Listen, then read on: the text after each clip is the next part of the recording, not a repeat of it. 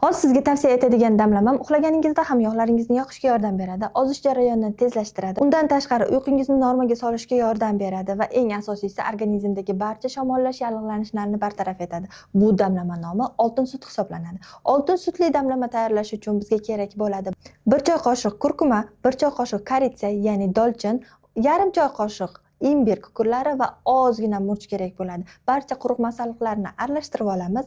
Undan tashqari o'zingiz xohlagan sutni ozgina qizdirib olasiz. Sut qaynab ketmasligiga e'tiborli bo'ling.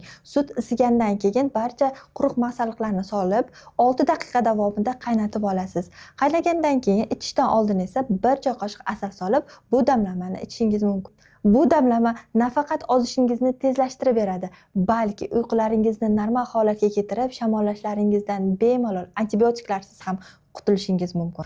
Shu va shu kabi foydali retseptlarni olishni xohlasangiz, yopiq Telegram kanalimga o'ting. Yopiq Telegram kanalimda nafaqat foydali retseptlar, balki onlayn bepul video chatlar ham o'tkazib turaman. Video chatlarda barcha savollaringizga to'liq javob olishingiz mumkin. Yopiq Telegram kanalimga o'tish uchun esa kommentariyada 5 raqamini qoldiring.